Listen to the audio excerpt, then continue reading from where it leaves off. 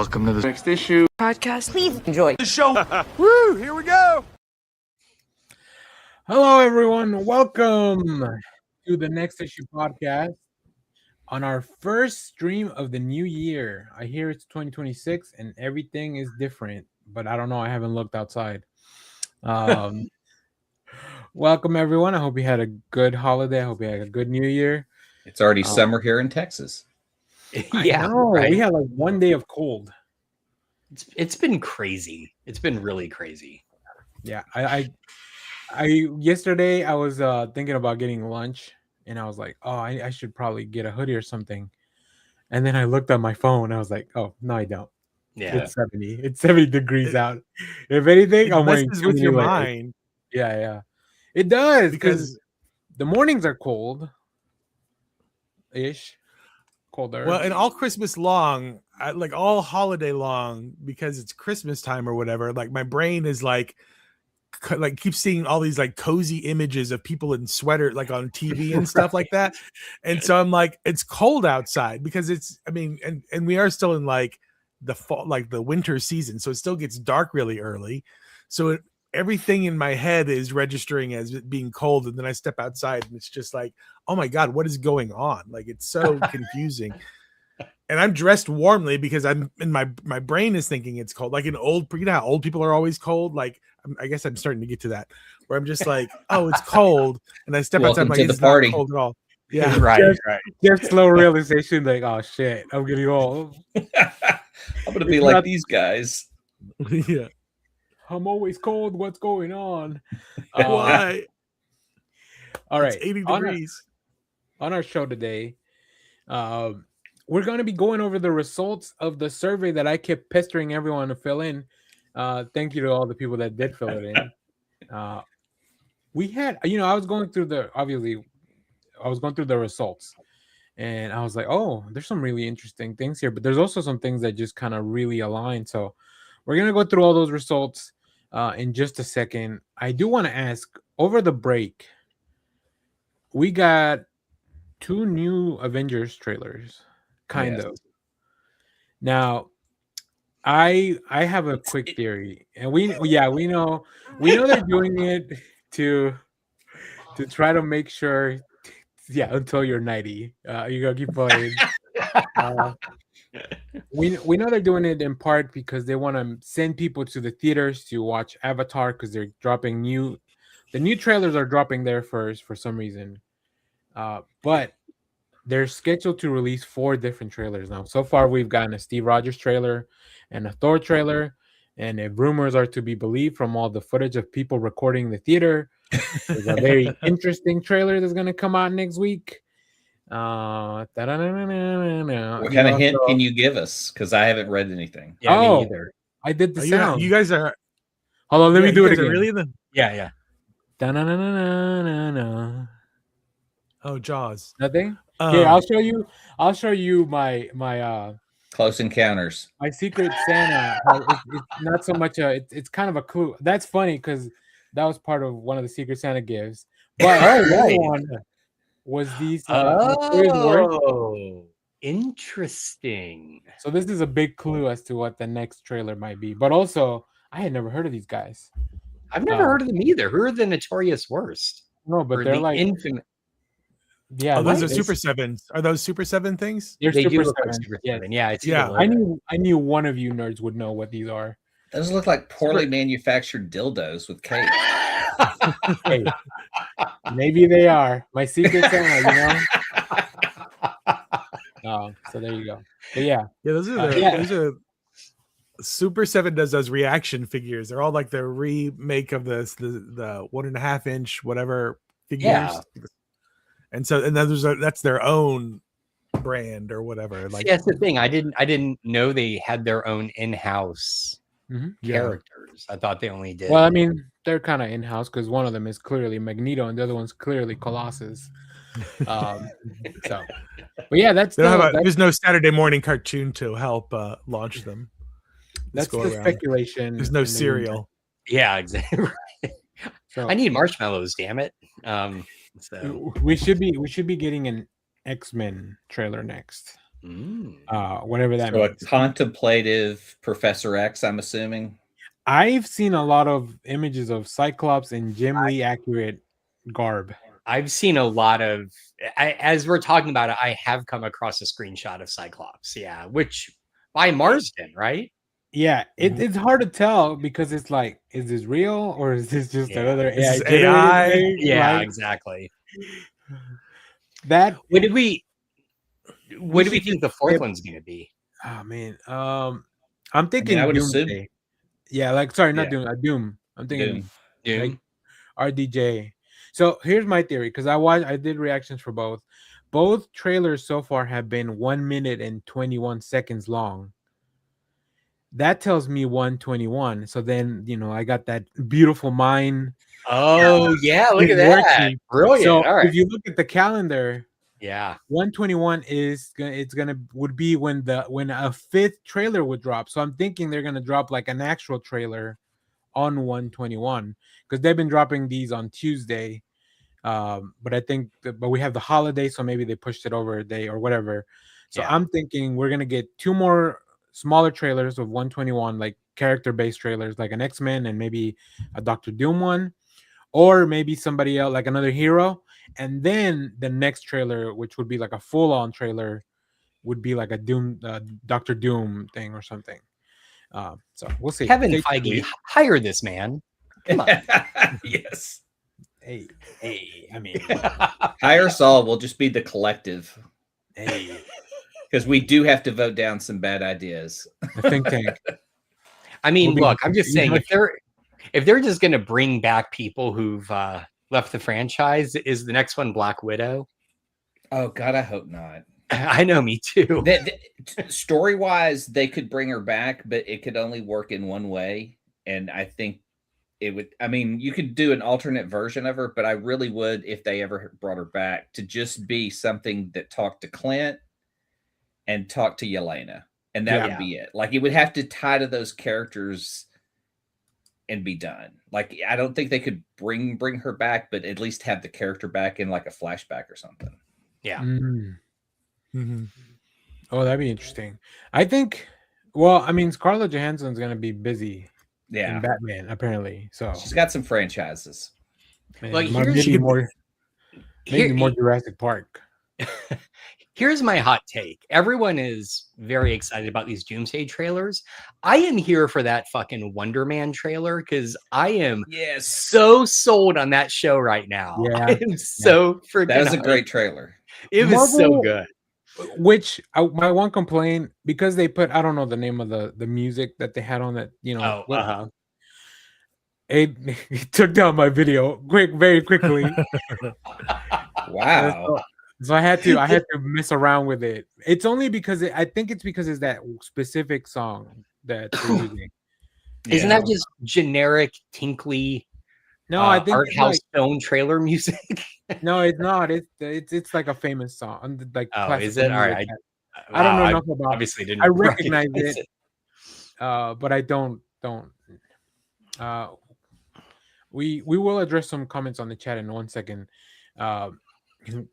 Yeah, but it took it down immediately because I did it live, and then by the time that it was done, I was like, "Oh, this is blocked already." Okay, let me download it and re-upload it. It's fine. I know the risk. It's in the warning. It's like I have now a paragraph on our trailer reaction that says, "If you don't see the trailer, it's because they took it down." So just go watch the trailer and come back. But Marvel doesn't normally do that. So I'm thinking it's just because it was that specific thing. But it's a really music fun copyright holder, probably. Yeah. It's a really fun vibe to the show. Yeah. I think. And it's like you got the charisma of Ben Kingsley as Trevor Slattery, and who has had the biggest 180, I think, in Marvel history. So good.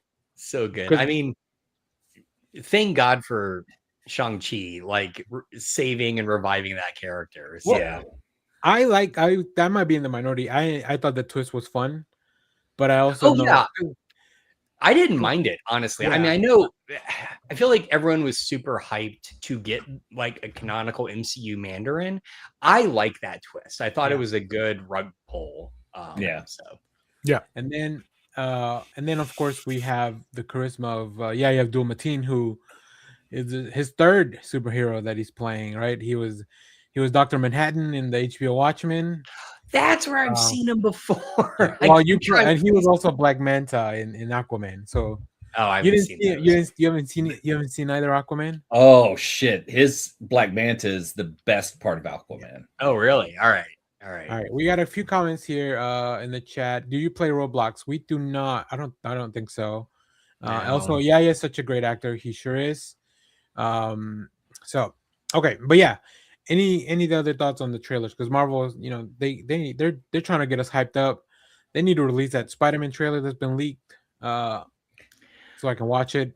I just hope that it's a comedy, and with just like 80% comedy, 20% superhero stuff. Because I really feel that Marvel is in such a superhero muck that some of their shows need to genre up into either comedy or horror or something else to minimize the superhero stuff. And it's Wonder Man, perfect character. Okay. Yeah. I was thinking you were talking about Doomsday, and I was like, I need Doomsday to be 80% comedy. Yes. I thought you were talking about Doomsday as well. Oh no, it's like a Seinfeld ripoff where Dr. Doom comes walking in. You're like, you're Tony Stark. I'm Dr. Doom. So here's. Oh, sorry, Danny. Go ahead. I was gonna say the Wonder Man episodes are like under 30 minutes each. So I think good. We can watch those at dinner. Josh like, good, I can watch it. Yeah, I know. Josh hates TV that requires more than 30 minutes of his time. How many episodes? We just when we eat dinner, it has to be a 30-minute show. We can't do like an hour-long show. It's just you can eat slower. You shouldn't eat too fast anyway, Josh. Nah, we're getting indigestion, Josh. Maybe add another course. I am not cooking more than one course. All right, I am not that good. No, here's my complaint about Doomsday. I feel like unlike the last big in game, I feel like they and this is probably because they were going to do Kang originally. I feel like they have not done enough to set up this duo of films. Like they just haven't. And so how do you build expectation for something when you haven't been building expectation? You show us 40 I think it's just on with names. Good faith. 1 billion in marketing.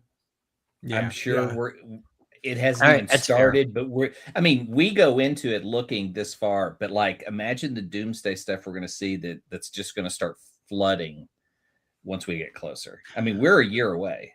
Okay, by the way, I also have another gripe I meant to share with you guys, kind of unrelated to all this, but it hit my brain. I have to get out now. I was in Target 2 days ago, and there are now Fantastic Four First Steps action figures, and I'm like, where the fuck were these when the movie was out? Why are these coming out now? They have the Fantastic car with the thing. I want it so badly, but I was actively looking for this shit in the summer when the movie was out, and there was zilch. What is wrong with Disney and their marketing? I don't get it. Well, but that's just Target trying to win your business back. Yeah, right. Christmas time is also when they sell the most toys, so I guess it's not too confounding. All right, that's fair, I guess, but it's like, well, when you guys were growing up, like you didn't get toys right away, right? They would save them for the holiday season, like the Star Wars stuff that would come out. Well, Star Wars was an exception because we hadn't seen toys like that ever. I mean, nobody was putting out 2001 toys for kids, Well, and I feel like today, like looking at the market, what percentage of the toy market is just collectors, right? I mean, because again, what kid is going to walk in and see Fantastic Four with, the attention span of a butterfly and be like, oh, I remember that. I want this now. They're going to be like, I want whatever thing I just saw like last week, or buy me another skibbity toilet. I am very much an old man right now. Look at Josh realize gatekeeping Fantastic Four movies from the kids. The old man podcast. Yeah. Anyway, I don't know. Sorry, it really pissed me off because I was actively looking for this shit when the movie was out, and I was like, why did they not do toys? So anyway, well, that's a good segue because I do. Did you buy it? Yeah. Did you buy? I did not. I Not did yet. save them on my Target app, but I've not bought them yet. Or when they have the big coupon. Mhm. Yeah. Well, Editor's note: fuck Target. I hate Target. Fuck them. all right. Actually, editor, well, I can't do that either. All right. our editor sure knows. Butterflies catching strays that are Kevin the cat. Yeah, what do butterflies ever do to anyone? Okay. Nothing. I Not said yet. attention span, not like they're out Yeah, to wait murder till- us. Wait till Mothra shows up. Ooh, I'd love that. Okay. I do want, before we get started with the award show, I do want to now I just want to remind everyone this is an award show based on our viewers and people that filled out our survey. We will still have our own show where we talk about because our opinions are sometimes different from the mass market. Just looking at the list, I think there's some stuff that I definitely agree with and some stuff that I'm like, what's going on? But we'll have our the best. People's Choice Awards. This is the next issue People's Choice Award. Yes. This is the nipple. Welcome to the Nipple Awards. I think that's yeah. Nipple with one P. Makes it so different. Nipple. It's French. It's fancy. But yeah, we'll have our show. We'll have our best comic show next week. That's when we have it planned for, and then also best movies after that, and then yeah, we have a very interesting January planned out. And the one thing I was going to ask of you guys before we start giving out the awards, if you have any New Year's resolutions when it comes to media, think about those now, and we'll circle back. If you're in the chat, if you're watching along, if you have any New Year's resolutions when it comes to media or just in general, I guess if you want to be a better person overall, then what might stop you? Feel free to let us know in the chat. Okay. We're getting down to it. I believe there's like 10 or 11 categories. And so we'll just go around. I'll start and then I'll throw it over to Clay. I'm going to start. This is going to go in the order that I sent out the questionnaire. And once we get through everything, I'll give out a few extra shout outs because we got a lot of votes. And wouldn't you know it, sometimes people are very niche in the things that they like. So we have a lot of like one-offs of like, there was things that I was like, what is this? But maybe something that we should be checking out and it's just not in our periphery. So, okay. The first award we have today, our favorite animated movie of 2025. This one probably comes as no surprise to anyone, but I'll give a quick shout out to Elio and Predator Killer of Killers, which rocks. I didn't even know that existed. Really? Oh, yeah. It's on. I mean, I knew the new live action movie was coming out, but I didn't know there was an animated film. Dude, so good. It is worth your time. Okay, I agree. Good to know. But the winner, by far, K-pop Demon Hunters, which is, like I said, no surprise to at least not to me. Yeah. I've heard of this, and I'm old. There you go. See, now have you parade? Have any of you guys watched it? I still need to. I've heard it's really good, and it has great music.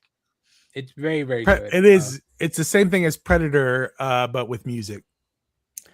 Good to know. All right, can I do a double feature? Yes, definitely. Right. You can. Excellent. All right, and then I'll give let me give a quick shout out to some other things that people voted for here that did not get as many votes. Demon Slayer Infinity Castle. I also saw that. It was very great. Snoopy Presents a Summer Musical. I did not know that existed. The Boy and the Heron, which I think that was a 2024 film, but if somebody watched it in 2025, who might have stopped the Miyazaki from getting Did a they shout out. re-release it? Didn't Yeah, they did re-release they? it? They might have like They those may have Fathom. re-released it. Yeah. Yeah.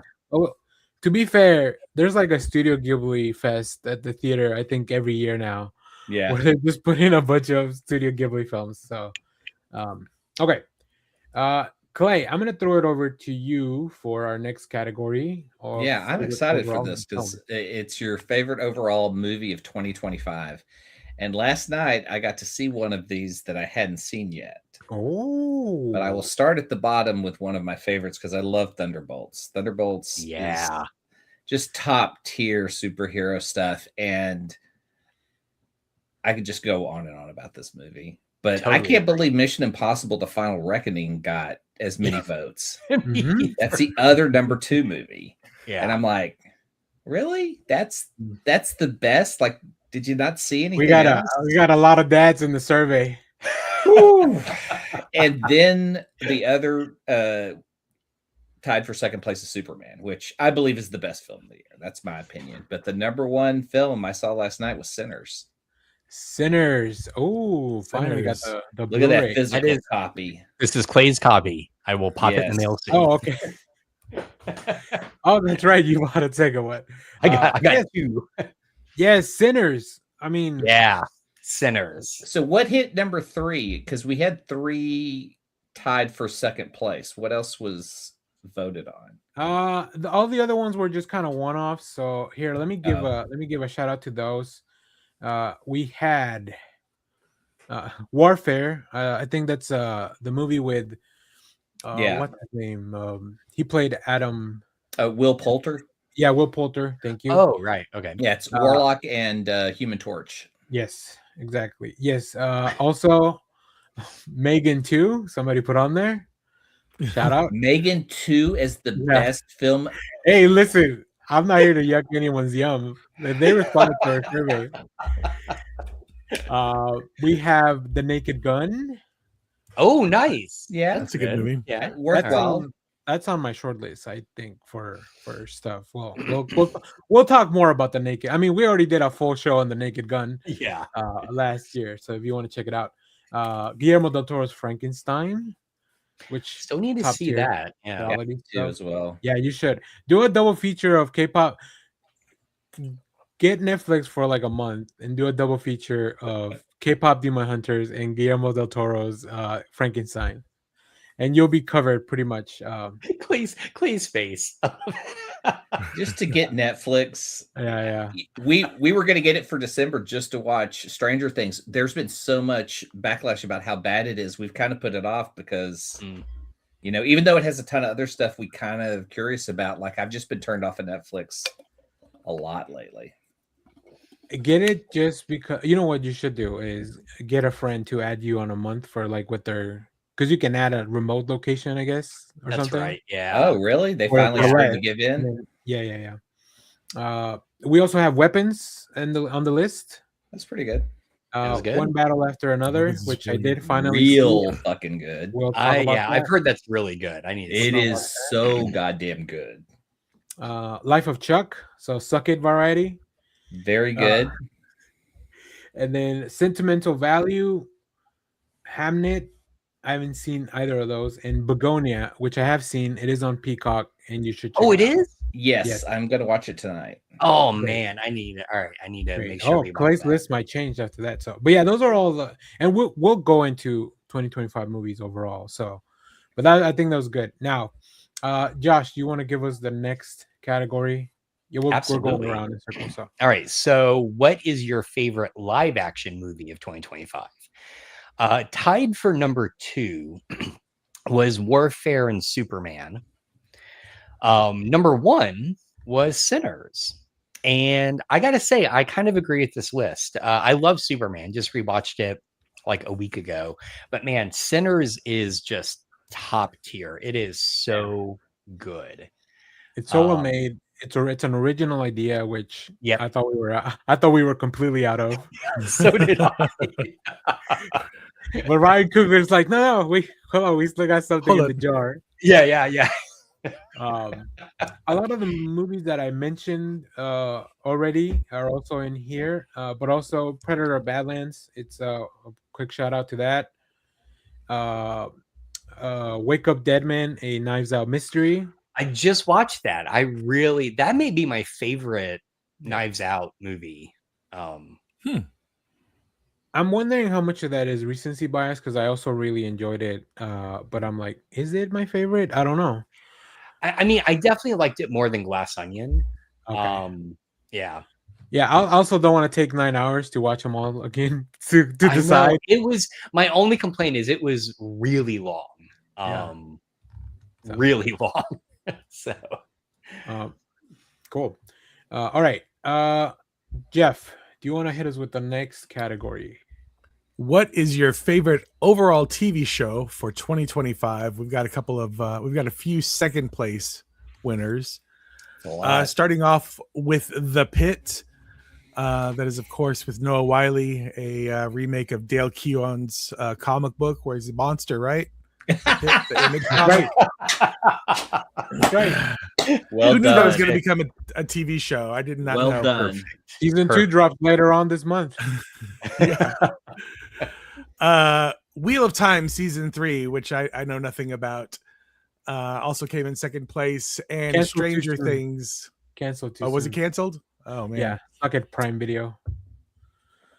Stranger Things season 5 also coming in right at the last minute, which I did watch. Ugh, that's a rough season. I don't know if I agree with that. Damn.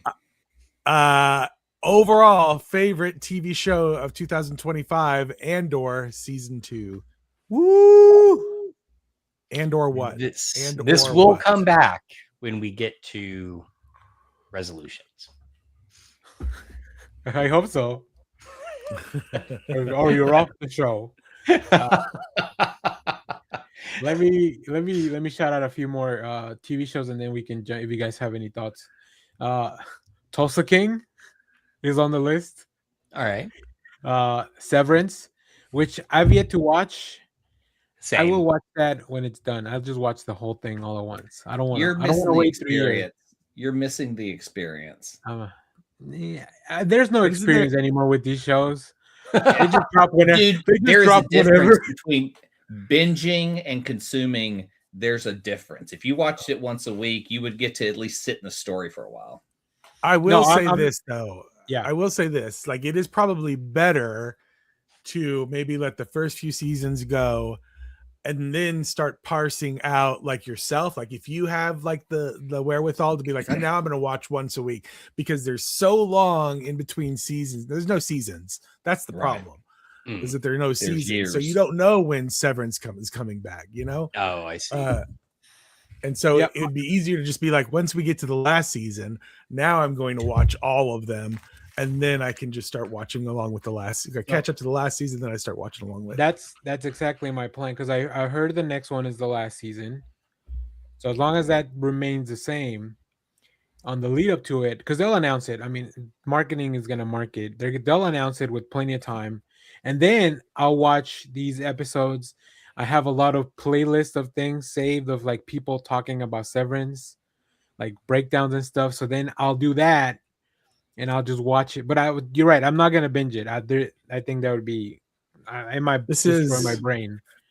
This is for a different podcast, but we do need to talk about how streaming has. Now we're getting to the part where we've been streaming long enough that it is starting to change how we ingest what we're watching. Like, we don't watch TV week to week anymore. Nobody does. But here's the thing: has streaming turned us into the types of viewers that the comic industry has turned us into the types of readers, right? How often on this show do we say, I'm just going to wait for the trade rather than reading it in a kind of serialized way? Yeah. But the danger is, how many times do we go and actually read the trade? True. 100% true. Yeah. So, but I just find it interesting that like multiple industries are turning this direction, right? Where you can kind of either experience it in a serialized appointment viewing way, or you can experience it in a binge way all at once. And that's very similar to the floppy issue release or the trade. So. And how many times did things get canceled too quickly Mm-hmm. without a resolution? So literally was just looking up if they had released the Mythic Quest finale they said they were going to do. And apparently it shadow dropped and it only got added to the end of the last episode.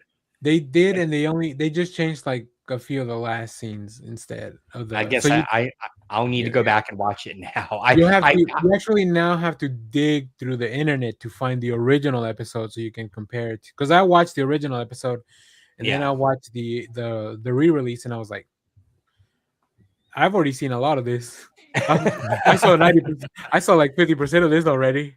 Yeah, they said they were going to film one more episode, but I guess they didn't. No, they didn't film anything. They just kind of edited, and I mean, I guess they filmed some stuff, but they just kind of changed a little bit of the end. So, all right, other quick shout outs to TV shows. Mayfair Witches, that's from Anne Rice's Immortal Universe on AMC. That show was not for me, but I'm glad people are enjoying it. Peacemaker season 2. Ooh, yeah.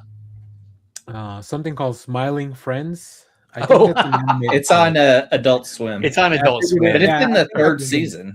I think Hazel loves it, so I like catch it walking through the living room. Super weird. It is super so weird, really fun, but I love it. Yeah, nice. Alien Earth. Task. That Alien Earth was damn perfection. Every week was solid, and it was like watching a movie on TV. Yeah. Task, also the HBO show with Mark Ruffalo. That was great. I love that show. The Rehearsal season 2.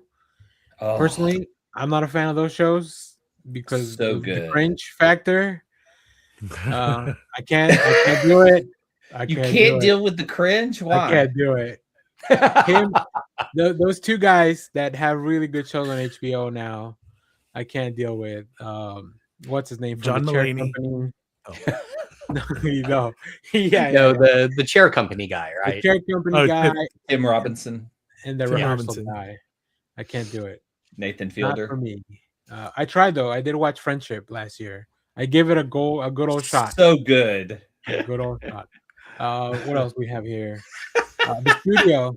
Apple TV's The Studio. I need to watch that too. I love it. Yeah. It was really good, and I thought the one take would kind of get tiresome, but I love seeing it in every one. It makes it rewatchable. Well, speaking of one takes, Adolescence, that Netflix show that is all shot in one take episodes.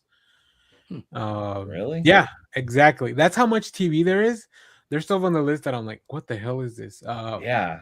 Can I just give props to our viewers? There's not a single Taylor Sheridan jam on this, and I love it. I think Tulsa King is the closest thing to yeah, exactly. Yeah. Welcome to Derry is also on this list. That was a little that show got real weird for me. I don't know if I need to try to go back and watch it. Weird how? Who is now I'm intrigued. Like I'm sorry, who's Taylor Sheridan? I don't know. Yellowstone. Yellowstone, Landman, all the he basically runs CBS now. So I get you. Well, I think he left. Isn't he leaving CBS for something else now that his shows are done? I mean, they just announced a new show from him. Oh, maybe I'm just. I saw the commercial for it on Paramount. Dirtgrass. The last show on the list that I know nothing about is called Pokemon Concierge. So we got young viewers. Yeah, I see Leonard Kim in the chat. I think he's with NBC now. I think he went to Universal. I agree. I think maybe NBC was promoting it and I was on Peacock. I can't tell them apart. It's anymore. hard. Yeah. It's all. I hate quick tangent. And this is a good segue before we get to the next round of awards. I hate that, I don't know, Merriam-Webster Dictionary or whoever decided that slop was the word of the year. Yeah. Feels like that's also like an AI-generated prompt or something. Like, we don't want to look through this year's word. Give us the word of the year. Dear slop. AI, tell me what the word of the year should be. The word should be slop. Slop. I do think it's, if anybody addresses their chat GPT or whatever as dear, Please let me know in the chat because I think that's really funny. I have heard stories about people having AI partners, so somebody must be referring to them as deer. All right, that's all I can. Who knew that the movie Her would be so relevant in 2025, 2026? I know. But I don't think those people finished the movie. So there's that. I think They just only got to saw the romance. trailer. Yeah, they just got to the part where they're like, I can date virtual Scarlett Johansson. All right, I'm there. Say less. Okay. So I think it's up to me again. We're going to favorite movie released on streaming in 2025, and we'll get to comics in just one. This is the last non-comic thing, so we'll get to comics in a second. We have a few contenders. In third place, A House of Dynamite, the Catherine Bigelow, movie. Also, Guillermo del Toro's Frankenstein in second place. These are all Netflix movies, by the way. I was going to say, aren't these all Netflix? Yeah, these are all Netflix movies. And of course, K-pop Demon Hunters take it over well.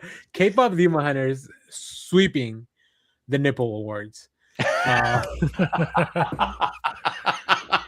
And now Danny's on a list. We're all on the list together, all right? Yeah. Okay.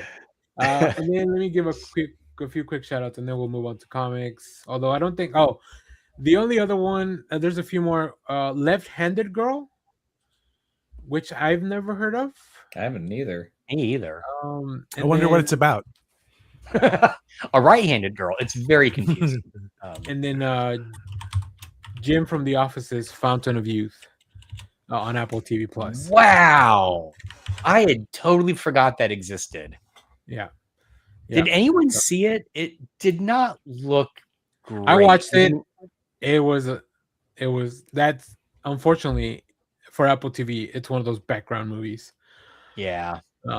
I feel like they have not done well in the movie area. They've done well with TV, but yeah, I agree. I think their TV shows are definitely better than their movies. Yeah, because they also had that what was that spy thriller with the cat that was like Argyle.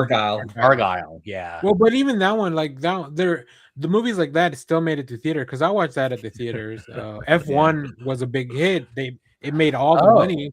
Okay. But it was at the theater, but that is an Apple movie, but it's not a streaming first. Somebody put Megan too, but I mean that went to theaters originally. So if you caught it on streaming, I guess maybe that's the movie on streaming for you. I don't know. Who am I to tell you how to watch things? No, Adeline Histon in the chat, Left-Handed Girl. I'm reading. Hey, nice. What this movie's about, and it seems pretty heavy. It's got some sort of title. Okay. Dramatic angle. A single mother and her two daughters arrive in Taipei to open a small restaurant in the heart of a night market, and each of them must find a way to adapt. Oh boy. Yeah, it's just a drama, but like I see a bunch of articles about Taipei and some sort of societal shame. Yeah. Story. Oh, maybe being left-handed is a shame. I mean, I knew that was a thing back then that if you were left-handed, you get beat or something. All right, let's move on to our comic books with the first one. Clay, do you want to give us our first?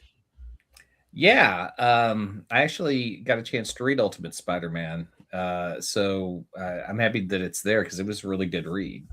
I like that take on Peter Parker. Second one I haven't read, Fraction's run on Batman. I'm excited to read. And the number one book, according to the Nipple Awards, Absolute Wonder Woman. Yeah. Heard nothing but great things. Worthy. God, overwhelmingly so as well. Like, dude, you guys are gonna make me read these fucking Absolute books, aren't you? Son of a bitch. They look fun. Absolute Wonder Woman is a must read, I think. All right, fine. Here, Josh, come borrow these. All right. That is nice looking collection. All first volumes of the Absolute titles. Wow, holy hell. That's it. That's all the one I'm buying because I'm buying the singles. I'm not double dipping on the whole thing. Well, maybe Absolute Martian Manhunter because that's only supposed to be 12 issues. So maybe I'll just buy both of those. But okay. Before I let you guys chime in on some of that stuff, other things that were on here that did not get as many votes. World Tree, that's the Tinyan book with Fernando Blanco from Image. Rick and Morty. Rick and Morty's been putting out comics for a long time, and they just continue to do so. Assorted Crisis Events, the Denise Camp book. Sad book, but obviously quality. Sad. Phoenix from Marvel. That's I believe that's Stephanie Phillips. Yep. Moon Knight, Fist of Khonshu. The Jed McKay book that I love that book too. Yeah, I love it. Beneath the Trees Where Nobody Sees, Rite of Spring, the sequel. Nice. FML, the Kelly Sue DeConnick book. I need to keep reading. I need to read the first that issue and really liked it. Yeah. Somebody put in here Gen V, which was really funny. Because that's a Prime show. That's not really based on a comic, kind of. Green Isn't Arrow, that a boy spinoff? Yeah, it's a boy. Yeah, it's a spinoff from the boy. Right. So, Green Arrow that just wrapped up. The Ultimates, another Dennis Camp book. Jenny Sparks and TMNT. So nice. There you go. TMNT. All right. Josh, give us our next one, please. All right. So we are now doing what is your favorite graphic novel collection of 2025? These were tied. And I have to admit, I'm a little embarrassed. I did not realize that Alison Bechdel had a new graphic novel out.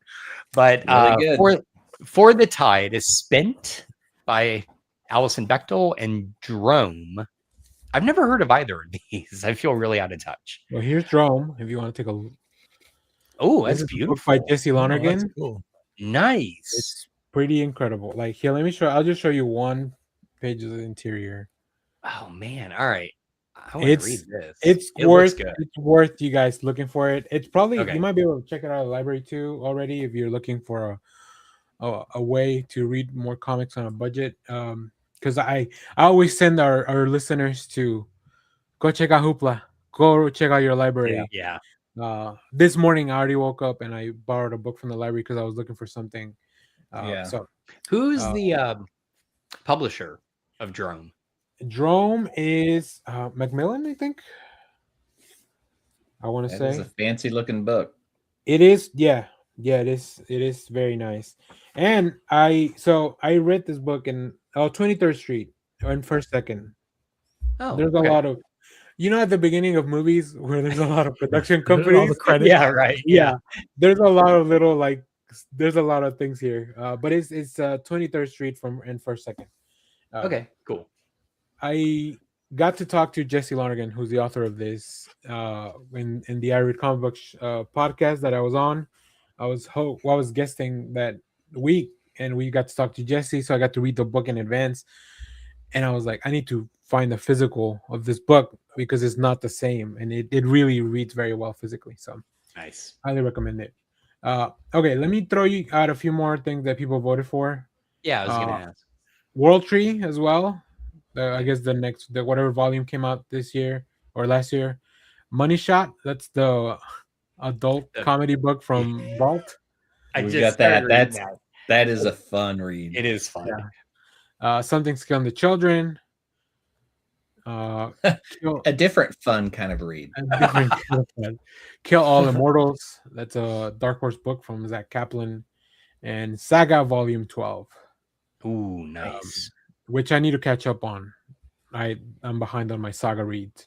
Yeah, I'm really curious how they're gonna do once that book is done. Like, are they gonna do kind of like Stray Bullets did, where Lapham just did the digital only omnibus of everything? Wow. Well, I hope they release another one of those bundles of all the volumes collected because I have the first one of those. Yeah, and it would be a shame to not have a second version of that. I agree. I assume they're going to do that because that kind of felt like, because it's the cover is Hazel with her one finger up, right? Well, no, Sorry. mine is it's like a slip cover that holds the little tray, the little, Oh, the really? little Oh, hardcover. okay. But I Alright. know what you're talking about. Yes, Yeah. that the big one. Yeah. So, So but I want to have the one that I have. no, I totally understand. Yeah. Brian K. Vaughan, if you're watching, please Yeah. put out another one of those. If we need to kickstart it, we will. Okay. Josh, I think you're next. Oh, I just went. Did you? Yeah. I mean Jeff. You're next. It's okay. I What guess is your you guys favorite? mix up all the time? We look alike. What is your favorite comic book from DC Comics? Coming in at number 2, Batman. I'm assuming they mean the Jim Lee, Jeff Loeb Hush 2. No, And then coming in at number 1, Absolute Wonder Woman. If it's your favorite comic book, generally, it should be your favorite comic book coming out of DC. Absolute Wonder Woman could not make it, so I'm going to accept this award on her behalf. Is that the nipple statue? It's a nipple a statue. few other quick shout outs. Birds of Prey, Kelly Thompson, another Kelly Thompson book. Superman, the Kryptonite Spectrum, from the creative team behind Ice Cream Man. This is now all fully out, so if you haven't read it, go read it. I don't know what to tell you. Go read it. What else? Green Arrow as well. Somebody put on Hellblazer here. I mean, maybe they just read Hellblazer in 2025, which always read Hellblazer. Like, yeah, sure. Yes. Constant. Perennial. Yeah. And then somebody also put Batman One Dark Knight, the book by Jacques. I think that was from a previous year, but I'm never going to discourage people to read Jacques. Oh, yeah. Dark Patterns didn't make this list. Nobody put Dark Patterns on here. Yeah, I know. That's crazy. But stay tuned. That is crazy. It might make other lists. Who knows? Who Mm. knows? I've narrowed it down to 25 things, so I got a week. Quick plug for the channel if you haven't seen it. I made a video about 5 books that did not make my list and the reasons that it didn't, but they're still pretty good books. Go check that out. You can find that on the channel. Okay. Next we gave DC a spotlight. We have to give Marvel a spotlight. Even though, do they deserve it? I don't know. Not after that stunt based on what people pulled with me this week.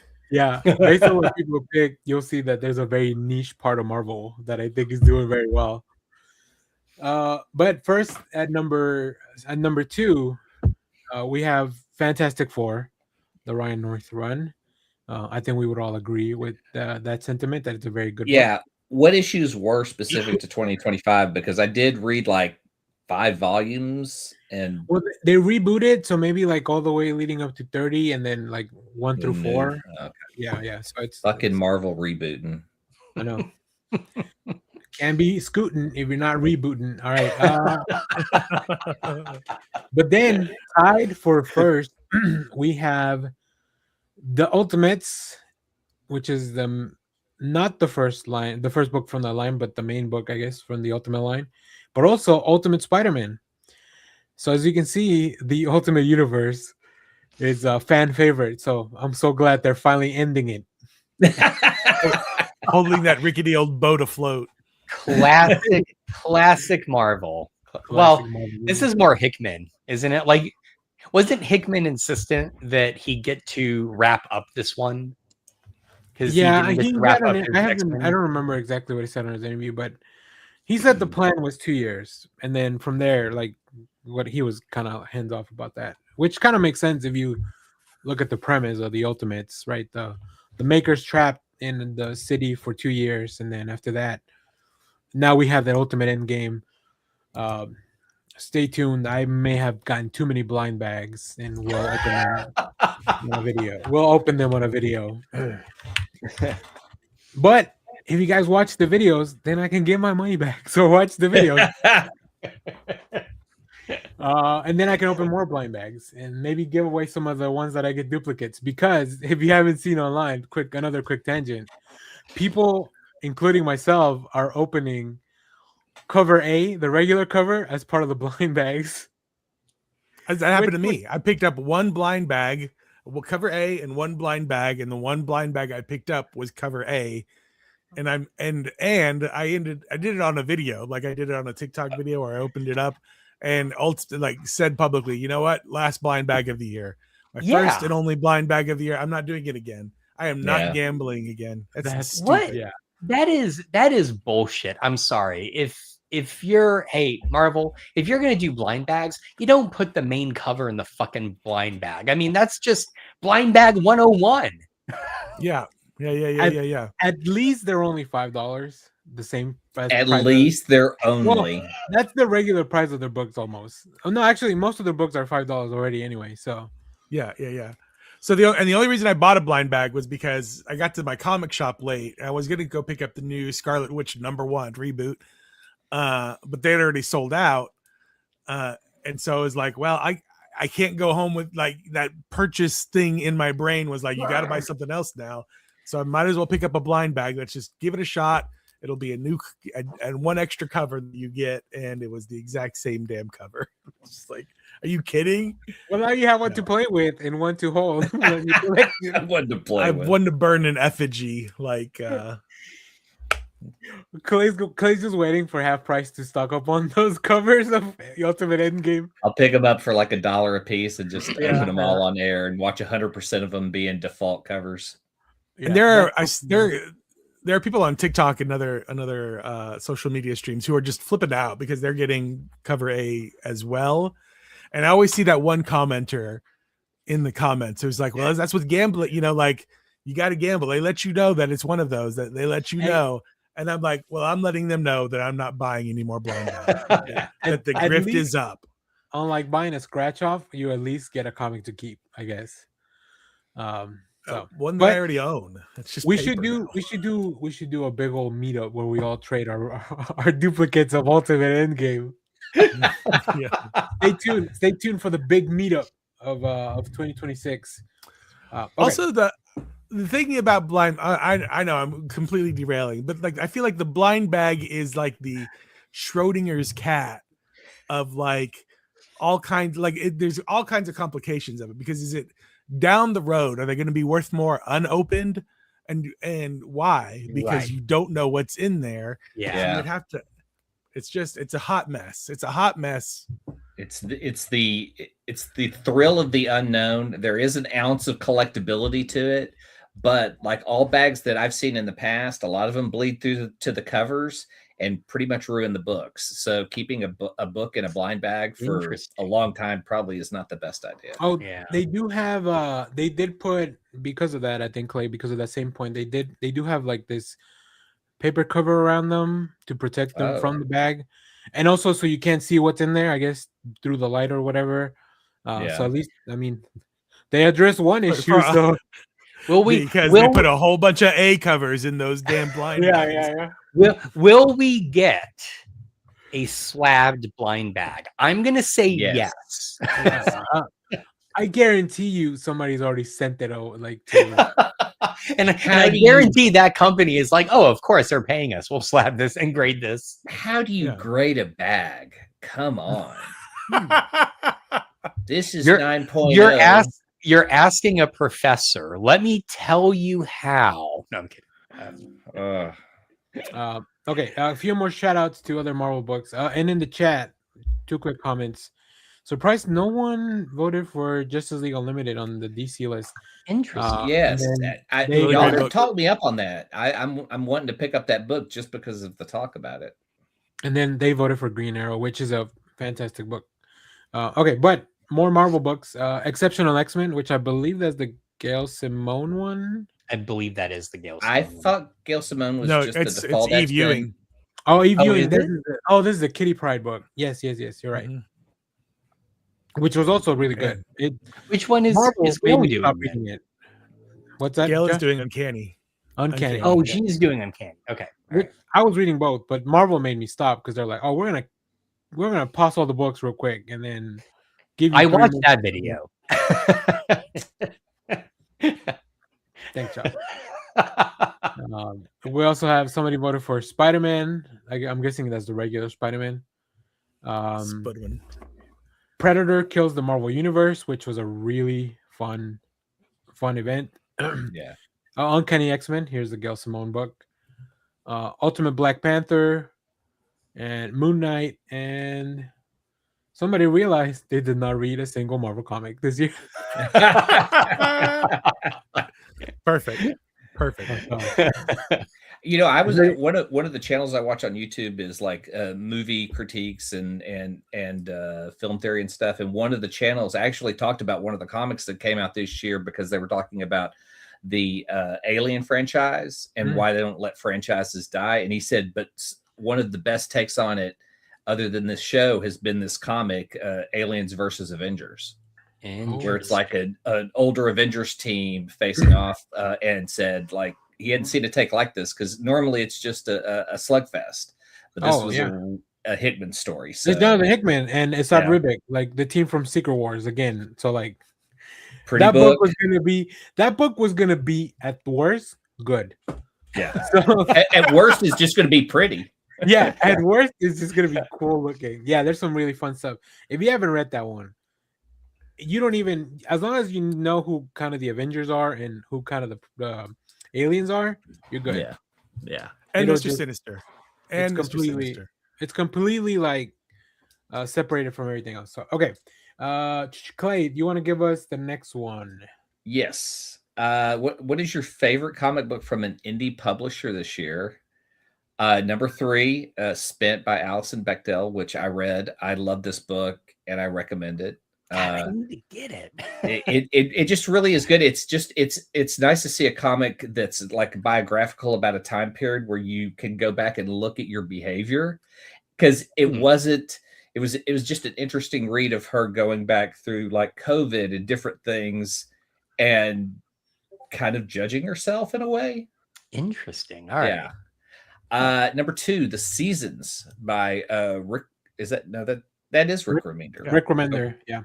Yeah, over at Image, and I think Paul indie publisher. I know. I need a catch-all for everything else. Sorry. Yeah, I know. It's just a weird one. That's a whole other show. I think of like indie. It's like Major League Indie and like maybe AAA Indie, or like like there's a hierarchy there. And then the number 1 book. Maybe they should go not corporate. Not corporate, yeah. Not corporate. By Dennis Camp. Yeah, Assorted Crisis. I mean, like I said, incredible book. So really, really sad book as well. I wouldn't read it all at the same time. There is an anthology anyway, so you don't have to read it all at once. Yeah. But yeah, it's great. Okay. A few other shout outs for independent books. There's one called Unbroken from Dauntless Stories. I don't know anything about that one, which is interesting because there's a few books that I've never heard of here. The Chorus Wave, Sacrificers, which I believe is another Rick Remender book. Jeff, is that right? Yes. Max Fujiwara, right? Red Sonja. Oh, sorry. Yeah. Oh, it's like it's about a bunch of bird people. Bird people and gods. Red Sonja from Dynamite. I'm glad somebody's still reading Red Sonja. Josh. Holy Lacrimony by Michael DeForge. I don't know. I've never heard of that book. FML, the Kelly Thompson. Kelly Sudaconic. Sorry, Kelly Sudaconic. Sorry. Kelly Thompson is a name that you'll hear very soon. Saga, Spawn. We're taking everyone down with us, which I just read, and it's really, really good. Matthew Rosenberg. I bet I know who the Spawn one is. And let's see, TMNT is the last one. So, alrighty, let's keep moving along. Josh, do you want to give us the next one, please? Yes. Who is your favorite comic creator of 2025? I don't know why I said it that way. Coming in third, Mark Waid, who deserves his own shelf. We all determine that. And we made him one, so you can And go we watch made him that one, show. yes. Tom Taylor is number 2, and at number 1, Kelly Thompson. That's why she was who's they- writing the Absolute Wonder Woman that keeps popping up on the others list. So I would am make a lot of all right. sense. You guys have sold me on it. Do I have to read other absolute shit to know what's going Nope. on? That's the beauty of it. Really? You don't. All right, don't. cool then. All right, I'm in. You don't even have to read the event leading to the creation of the Absolute Universe. Just jump in. All right, good to know. Good to know. All right, excellent. Okay, let me give a few more shout outs, and then if you guys have a few shout outs you want to give, sure. We have Ngozi Ukazu. Oh, I butchered that. Apologies. Mark Wade. I already said that. Dennis Camp, Chris Condon, Jonathan Hickman, Jason Aaron, Allison Bechtel, and Joe Sacco. Yeah, nice. so many creators. Scott Snyder on here as well.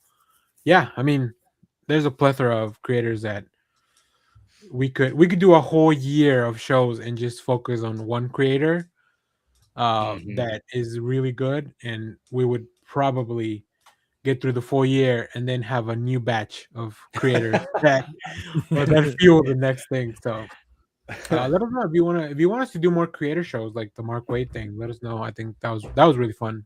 To put together. So okay, Jeff, do you want to give us the next one? This is one of your favorite categories, I'm sure. Yeah, this is what I was born for. What is your favorite manga series for 2025?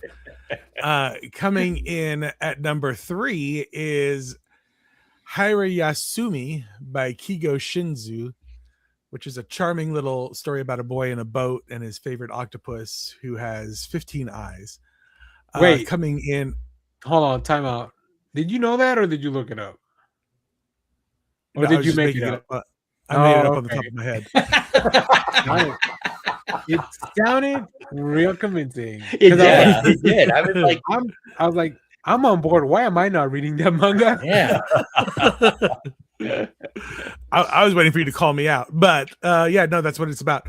Dragon Ball Super came in at number 2 because Dragon Ball by itself is just so good. Why do you need a super part of it?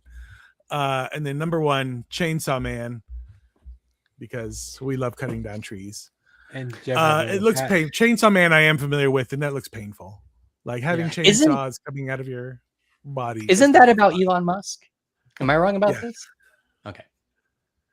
It might be. That's Dildo Man. So I will say Chainsaw Man does have a lot of commentary on the US and the military war complex, and it's definitely a very veiled critique of all that, because the main villain is the gun demon. So demons are born if people are afraid of things, and obviously because of all the shootings, people are afraid of guns. There's a lot of shootings around here. That's what I hear. Or just America. Apparently, they happen sometimes outside the borders of the country, but not too often. But yeah, so Chainsaw Man's great, and they just had a movie out this year as well. So let me give a few more shout outs to other things that were on the list. Not too many, actually. Just one more thing: Rent a Girlfriend, which I'm not very familiar with. So there you go. No, we don't. I guess not a lot of people that watch this channel read manga. So. Okay. I'm excited by that last one. I looked it up. It's just a slice of life book. There's no octopus. So because I was like, wow, that sounds cool. But no, it seems like a basic manga of just slice of life of a person just, in a boat living. Those are great. They're like, my life sucks. Let me go read about somebody else's life that is not that bad. Yeah. All right. Favorite anime for 2025 as voted on by everyone here. We have a tie in first place, but in third place we have Demon Slayer. In second place we have Rent a Girlfriend, which I'm assuming is the same from the manga that I just named earlier. But in first place we have a tie between Solo Leveling and Dan Da Dan. Two of them that I have watched and I really, really enjoy. So quality, great votes here. So okay, we have one more category that Clay's gonna read, and then the other two categories are just full of one-offs because they're more personalized. So I'll go through those things, but we'll do a little recap after Clay. Clay, you want to give us the last one? What is your favorite streaming service of 2025? I'm astounded by this ranking. So tied at 3 is Disney Plus and Amazon Prime, which are so off kilter. I just don't even see how those two compare. At number 2, Apple TV, which is pretty great, and I get it for free, so thumbs up for that. And HBO Max is number 1, which I can't believe because that is just the biggest turd service. Really? Because it was by far it lags. It ran away with the votes, dude. Really? How far was 1 and 2? At least twice as many votes. Really? Wow. I am shocked Criterion Channel didn't make number 1. Did Hallmark Plus rank on the list anywhere? BritBox did not make the list. I'm sorry. Yeah, HBO Max is, I don't know. I mean, I enjoy it. I enjoy Adult Swim, but I can go to the Adult Swim app and watch cartoons. There's a lot of good shows on there, but I think the app and the service itself are shit. If you want to depend on anything, that's not the one you would invest in. I wouldn't buy a year subscription because I don't know what it'll be in a year. It might just go back to being HBO on cable. Who knows? Yeah. Well, I mean, that's how I get it because we still have cable, so that's how I get my HBO. Oh, so that's really? Part of it. Yeah. I'm curious if we do this again next year, if Disney Plus will move up because they're quickly integrating all the Hulu stuff. Yeah, they are. So and all the sports fans, ESPN is in there. Well, too. and I think Hulu the app is shutting down this year, right? I believe so. So yeah, pretty soon it's going to be Disney Plus for all media. Yeah. So all right, let me give a few more shout outs to other things. We do have somebody that said Criterion Channel. Oh, good, awesome. That wasn't me. Okay, we also have somebody that said Shudder. Nice. No. We have Canopy. No. Did you say no to Shudder? I want to take this person's vote away from Shudder because I will tell you, as a Shudder subscriber, they don't really maintain their library very well. They used to have curated stuff where they had people, talk about their things. They just kind of dump the lowest quality copy that they can get of some horror movies in there, and it sucks because you could go to Tubi and some other places to get a higher res version. You just have to deal with commercials. Oh, we do have a question. Shudder could do better. We do have a question which is kind of related to this Shudder. From Carlos in the chat. What makes HBO bad? Is it a technical thing? Is it user experience? Yes. Okay, so not so much the content. Right. This is an interesting question because, I didn't specify, is it because of the content or I guess I would need to follow up, why do you like this streaming service? But I'm not part of the marketing team or whatever customer satisfaction team from HBO. So general question here. By default, if you were to go watch TV and you pull up your apps, which app do you go to first? After YouTube. Okay, so you go to YouTube first and then streaming service. YouTube is the first. YouTube, by far, we don't even think of it as a streaming service. Right. But it is by far winning the streaming wars. It is better. I go there and then I forget that it also has all my movies logged. So if I've purchased something, it has it in the history and I can just watch it on there too. So YouTube is by far better, but the commercials are the only suck point. YouTube is the worst at the commercials. I do go to YouTube first when first thing I do is watch YouTube, but YouTube will piss me off with their commercials. To the point where I'm just like, I'm done with you. I'm done with you, YouTube. And I will go watch live television. I'll go watch something on some Roku channel. Yes. For if I'm looking for background television, which is usually what I work with, because I work from home and I'll be working and I'll just need something for my ADHD to kind of go on in the background. But that's what it is. Is that why I like having TV in the background? Okay. Yeah. You've been diagnosed. There it is. Shout out free healthcare.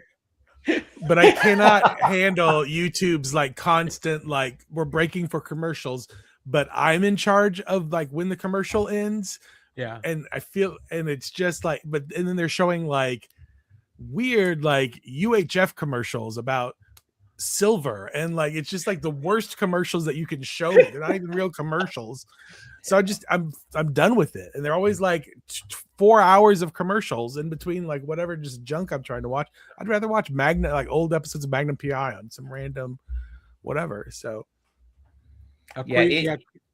streaming has gotten real weird this year because like even the free platforms that institute commercials don't have humans who put commercials in places that are like low parts of the movie. They will put them in the middle of like, Luke, I am your father, and then it just goes to a drug commercial for Ozempic. Luke, I am your. Are you ready for erectile your dysfunction?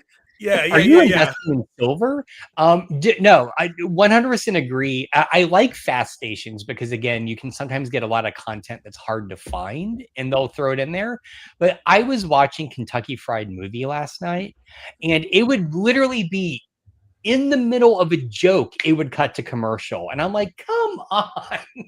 Like, I recognize not all media is designed for commercial breaks, but at least isn't this something AI can actually do successfully? Like 100%. Why are we not using AI for this? Why can't AI watch a TV show and be like, here's where the commercial break naturally goes? Yeah.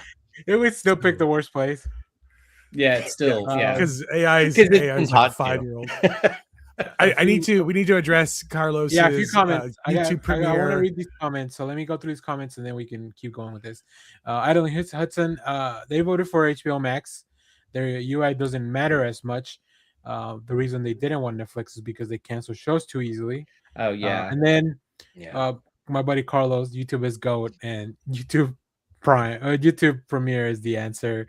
I mean, if you're gonna, I will say I've been looking into it, and I'm like, I don't want to give them more money, and I do apologize also to anybody watching our videos because I watch them sometimes, and then the commercials that we get because of the size of our audience are sometimes they look like AI generated slop to bring it back, and I'm sorry you have to put up with that before watching our content, but I appreciate it.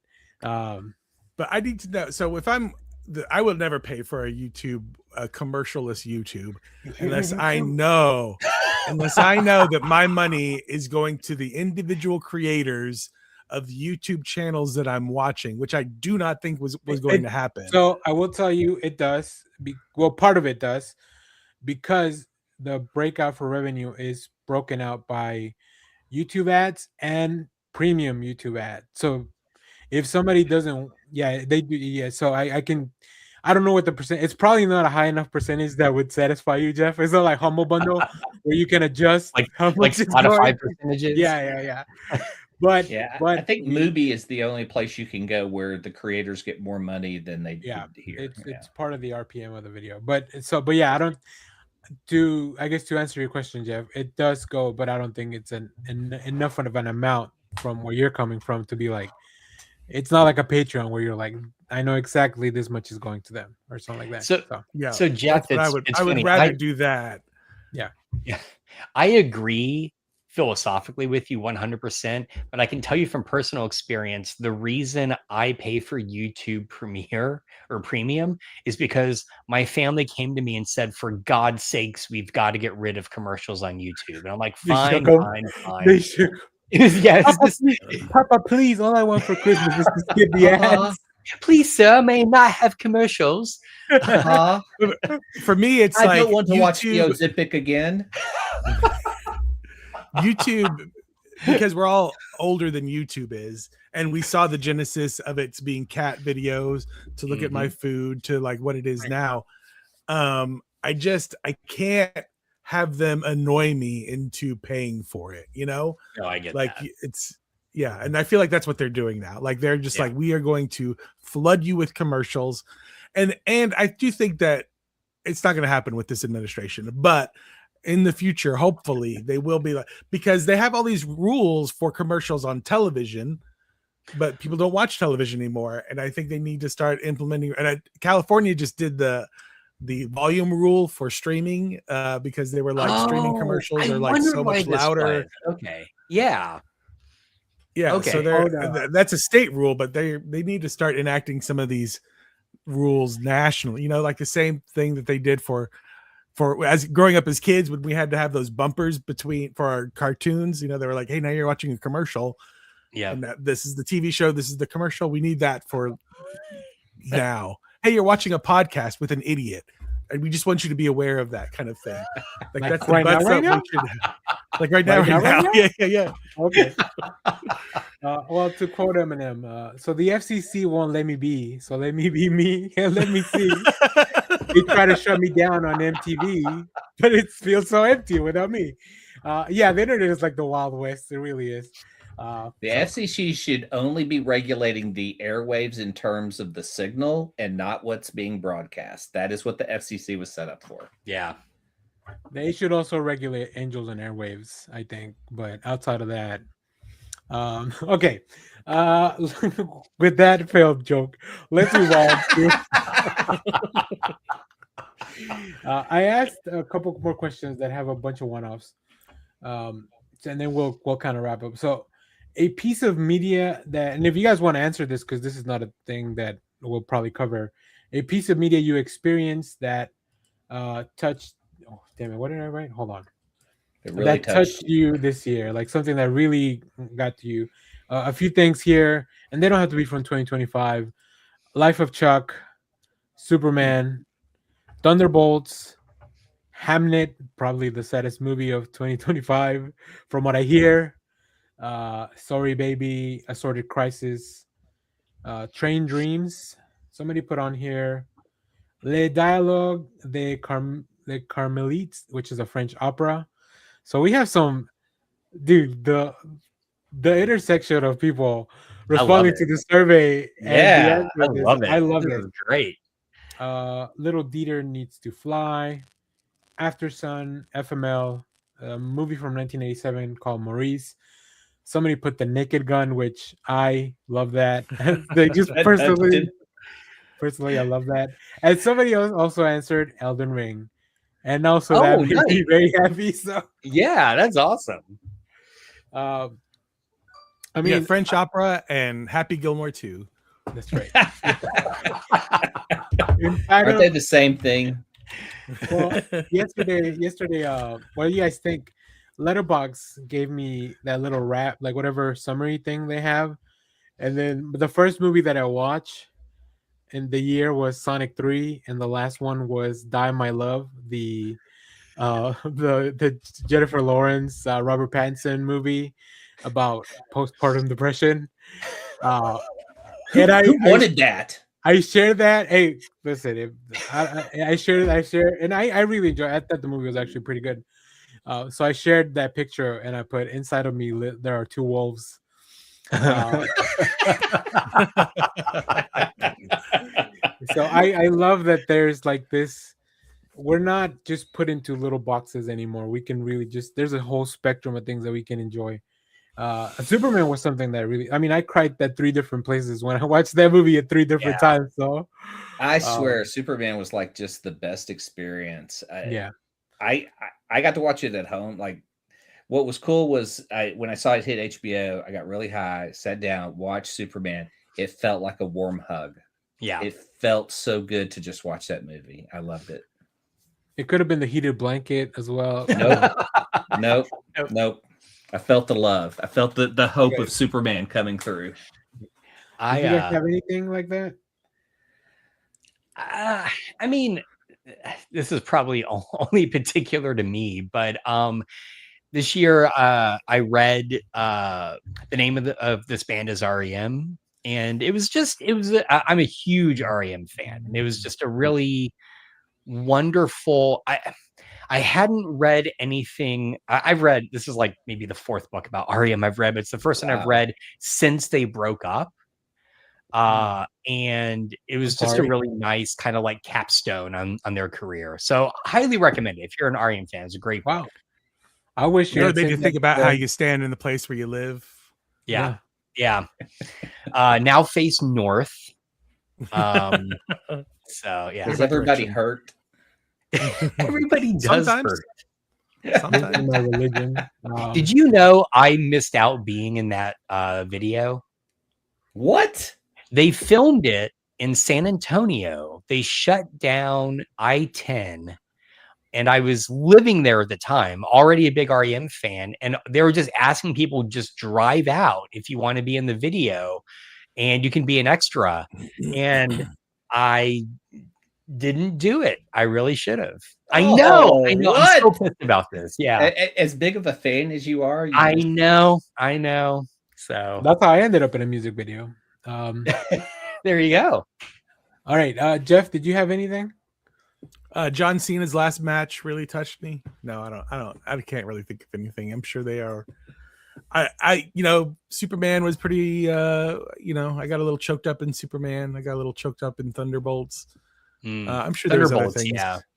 Thunderbolts has a lot of therapy lessons in it that are amazing. Like, it really is a healing movie.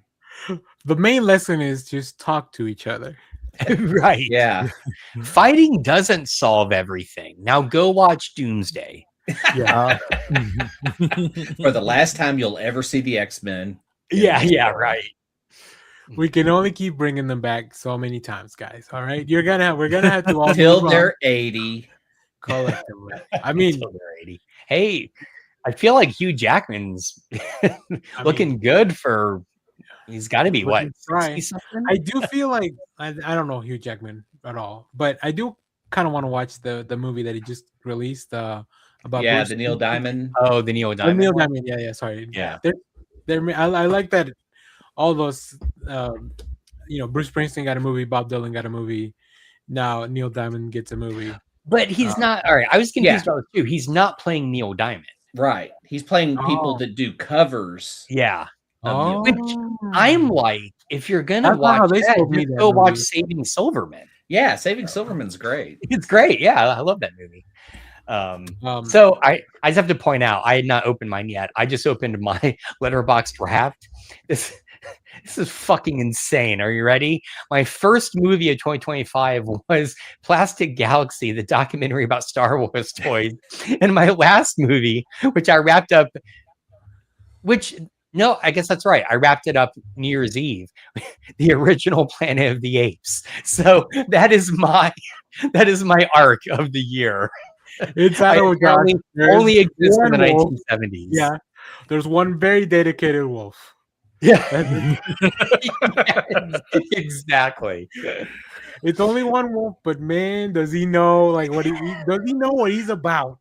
Exactly. I think I don't remember which rap it was. One of my raps was like, "Wow, you really like old stuff." Like, it was just very much like, whoa. And then you went. All right.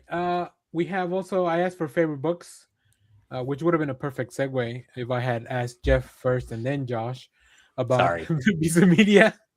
But we have some books. Quickly shout out Atomic Habits, The Long Walk, which I actually listened to. So, If Cats Disappear from the World by Genki Kawamura, Blood Over Bright Heaven, Mickey 7, which inspired the movie Mickey 17, These Fists Break Bricks, In Night Falzero,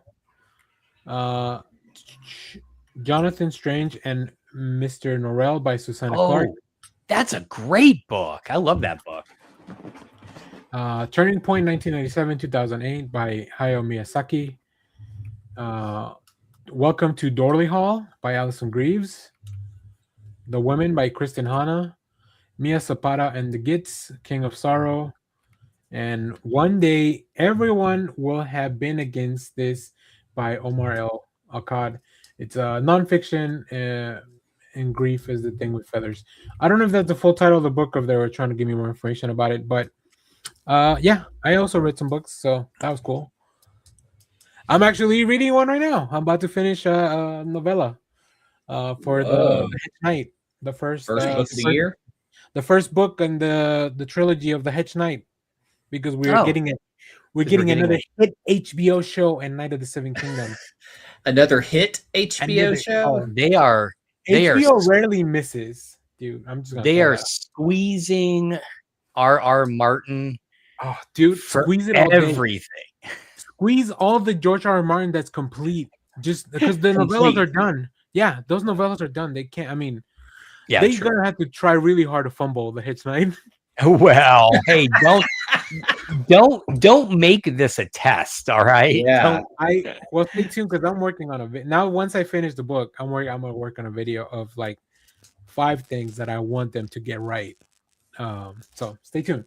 Okay, this will be fun as the rest of us watch Danny get disappointed by his first like stepping Live into reaction. a different genre Right, of right. fandom. Like, well, it was the fun one- for me to watch everybody like on comic book TikTok go through their first X-Men event, and they were all excited for like this Age of Revelations thing, and then as months started to go by, they're just like, well, it's another issue. It's not really clicking with me, and I'm just like, you have to learn for yourself. You have to learn for yourself.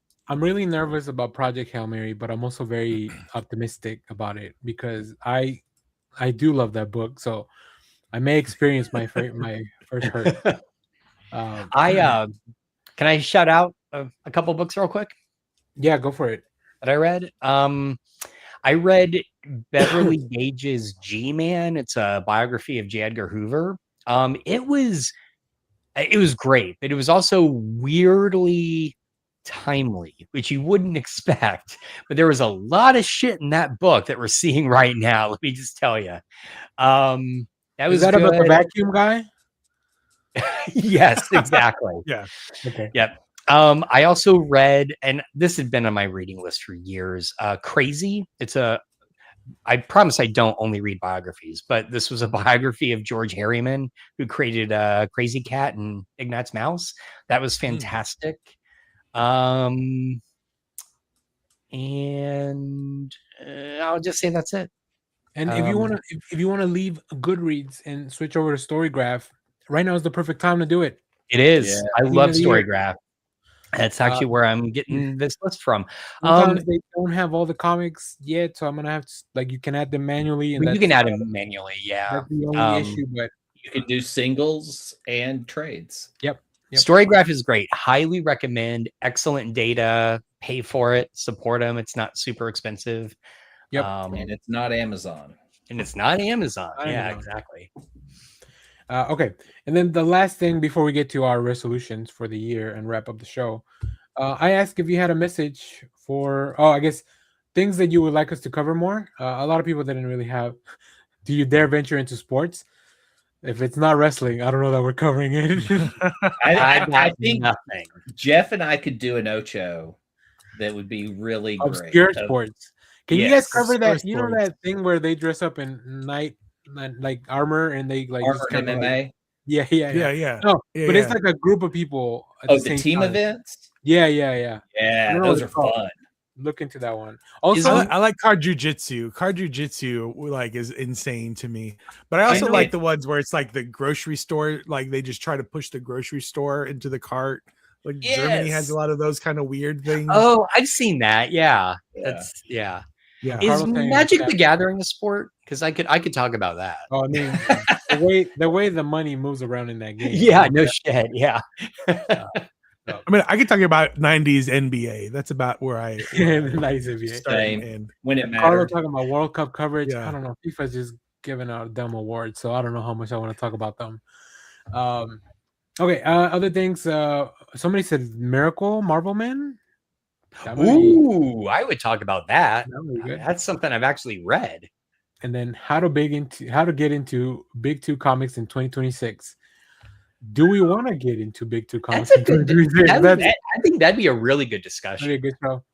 Yeah. That would be interesting going into this year to see how many new comics are put out by Marvel and DC that are easily onboarding Right. new readers. Because again, that's the thing we always say about the current Fantastic Four run is that it's really good for new readers. Yes. All right, Jeff, take a note because you're oddly good at putting these things together. Not oddly, I shouldn't say oddly. I'm sure you have talent. For an inbred invalid, you sure are okay at Your words, not Danny. for an unpaid person doing this, and then just quick shout out from everybody to the messages to the crew of next issue. Keep up the great work. You guys rule. I've been thinking about it for 10 minutes, and I can only think of the media I consumed this year that came out in 25. Oh, that's a long one. Hold on. Oh, it's just YouTube videos and podcasts. I guess I've been catching up. Sorry, guys. I feel like I let you down. No, you answered the survey. We appreciate that. Happy podcasting, bitches. That one feels like it needs to be a shirt. I also do think that we probably should, because we on our other show, on the Sunday show, we talk mostly about comics, but we talk about like the movies and stuff that we watch. But we don't really talk much about like the video essays and stuff on YouTube that we watch. And there's like, I think a lot of stuff like that's kind of, I watch a lot of that stuff. It's just a lot of. We'll get back to it when we get back to our resolutions. I'll talk a little bit more about that. All right. Have a great holiday. You guys rock. Thanks for such a great mix of content. Keep up the great work. Been reading more comics because of y'all. I love to hear that. Yeah, same. Thank you for inspiring. Which ones? Comic? Yeah. Which ones? Let me see. Well, Green Arrow was one of them for sure because that's what they voted for. Green Arrow. Let's see. I need to read that run. Chris Condon sounds. Me too. He's great. I just caught up on a little preview for tomorrow. I just caught up on his Ultimate Wolverine. God damn. Okay. That's my review of it. That's how you really feel, Danny. Good luck in the upcoming year. Thank you and Happy New Year. I'm glad nobody said NA. We're good. No thanks. This question is not for me. Thank you. That wraps up our awards. I think this is the second or third time we do this, so I think third maybe. I have to go back and look at the other surveys, which I could do right now. The third one. So, all right, before we get to our resolutions to close out the show, a quick plug-in of things. So, as I mentioned, next week, best comics of 2025. The show after that, best movies of 2025. The show after that, miscellaneous stuff for 2025, and then the show after that, we're gonna go over the results of our draft for the movies of 2025. Nice. Which I'm very excited for. The thing closes. I think that's the show at the end of January, which is when it closed. The box office thing closes. So, yeah, I'm very, very excited to get into that. Just because it was kind of a wild ride all over the place. And then the last thing I will say, I released a video talking about the Superman versus Spider-Man legendary crossover that they're reprinting next week. Big money. Yeah, Jeff has it somewhere on his stuff, I think. Yeah. So if you don't want to, I don't know. I was saying in the video, I think we looked it up. You could just go buy the original one because the new one costs $20. So yeah, I think I got this one for just spend the extra money and get the original one. Get the original, unless you really want the Alex Ross cover. So yeah, and a lot more fun stuff coming out next week.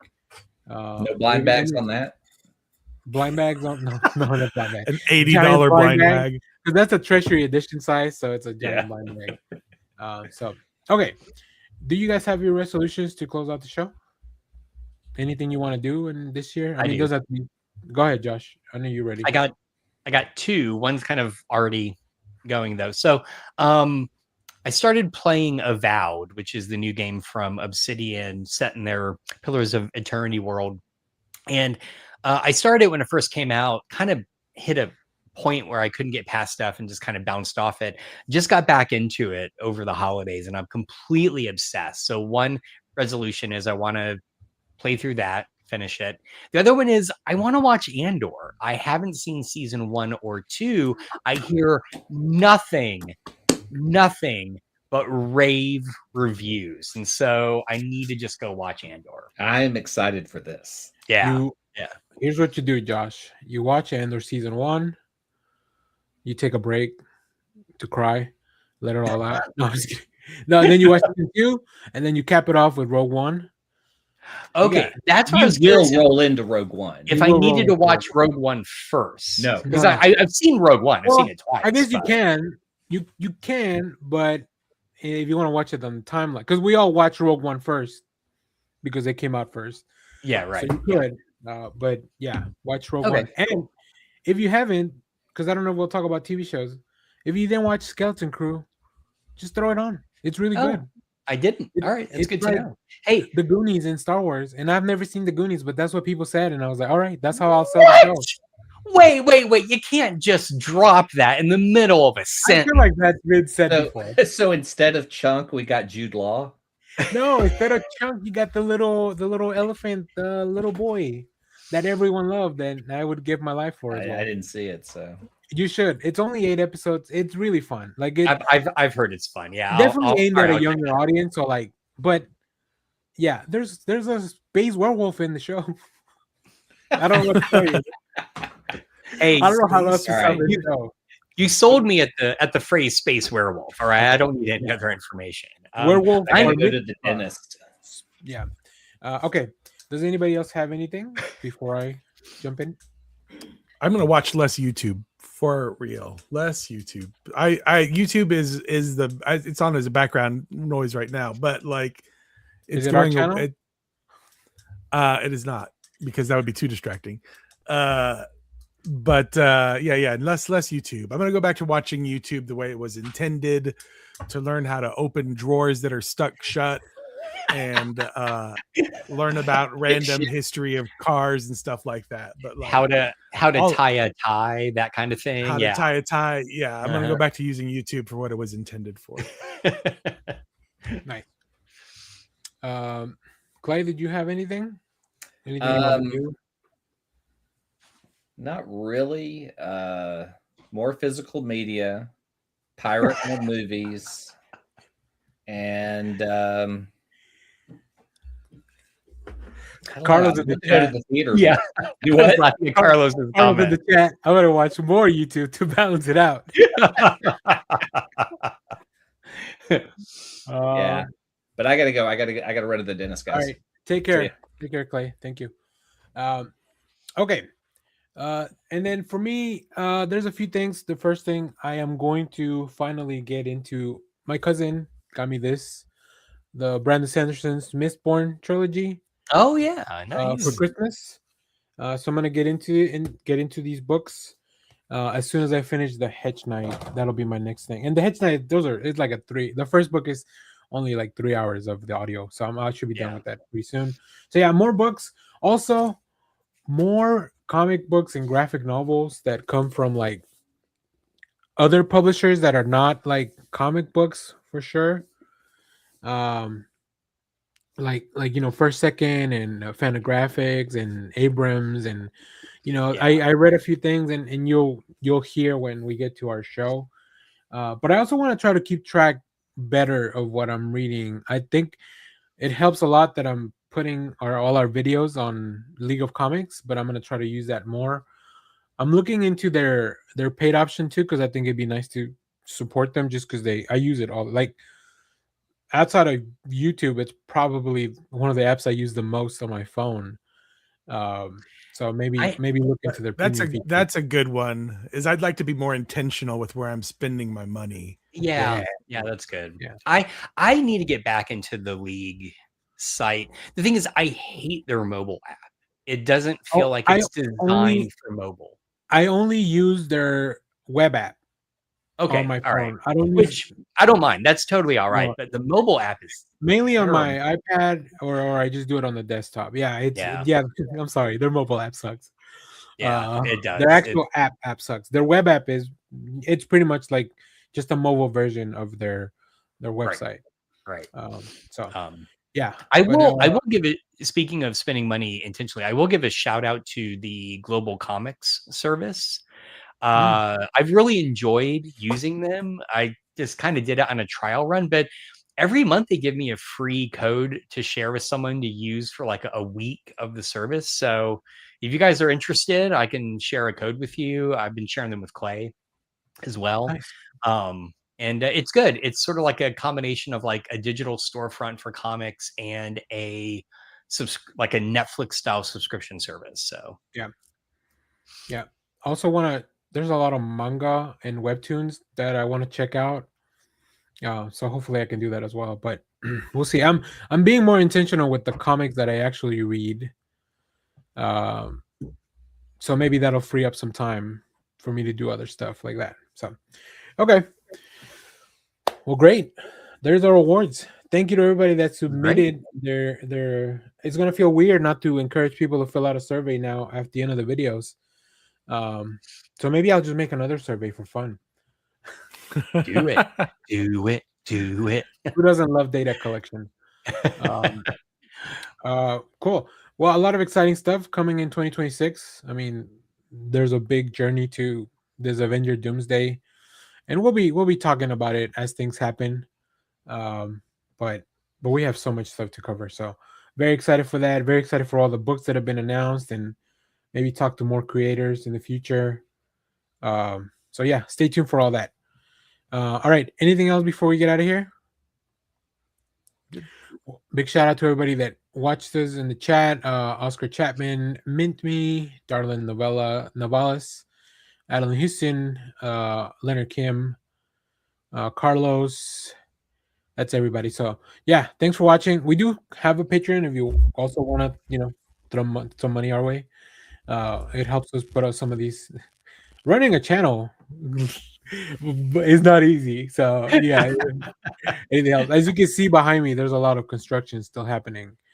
That I'm redoing the office. So all right, thanks for watching, everyone. We'll see you guys tomorrow for the comic book show, and then we'll see you next week for more best of stuff, including starting with comic books. So take care and thank you, everybody. Bye bye.